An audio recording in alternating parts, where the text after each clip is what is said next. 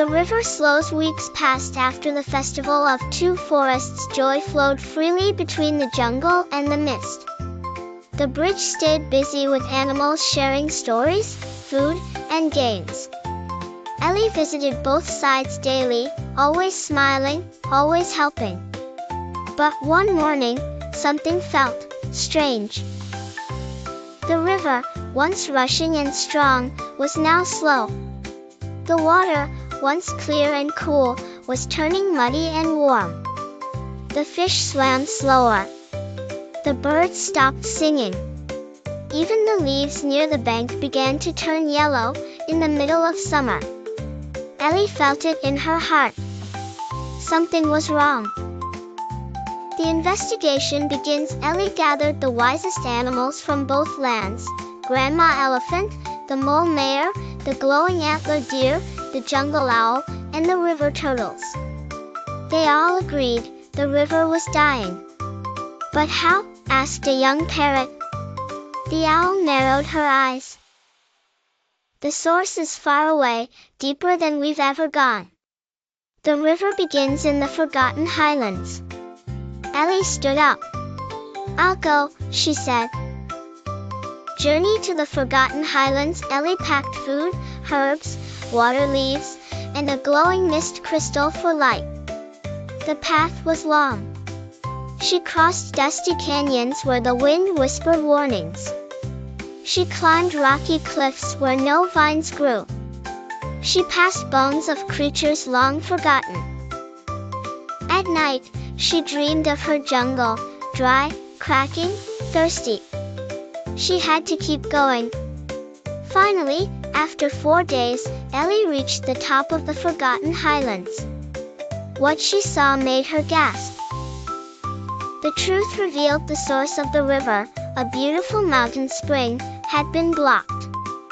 Giant stones, logs, and fallen debris were piled across the mouth of the spring.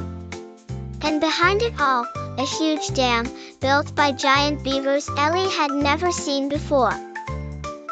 They were kind but scared. We built the dam to protect ourselves, said the beaver chief. There were storms.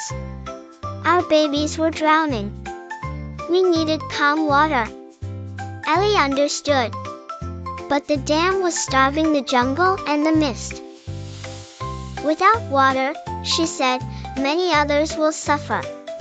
There must be another way. The hardest choice. Ellie sat with the beavers for 2 full days.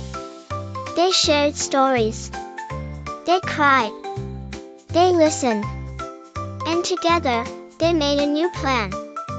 Ellie would help them build smaller side dams, ones that would protect their homes but let the river flow again.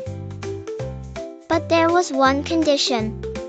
Ellie would stay in the highlands for many weeks, maybe even moons, to help rebuild. She looked down the mountain. She thought of her friends, the dancing deer, the monkeys, the turtles, the baby rabbits, Grandma Elephant. She missed them already. But she also thought of the fish gasping, the trees wilting, the thirsty cubs. And she said, yes, I'll stay. Water flows again. Weeks later, the jungle river began to return. Not all at once, but gently, steadily, clearer than before. The mist forest bloomed again.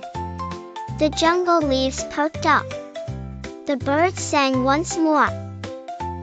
And then, one morning, a small figure appeared at the jungle bridge, covered in mud and moss. Weary, but proud. It was Ellie. The animals rushed to her. You did it. You saved the river. You came back. Ellie smiled. I never left you. I just walked further than ever before. A new title that night, under starlight, the two forests gave her a new name, Ellie the Guardian. Brave, wise, willing to go beyond.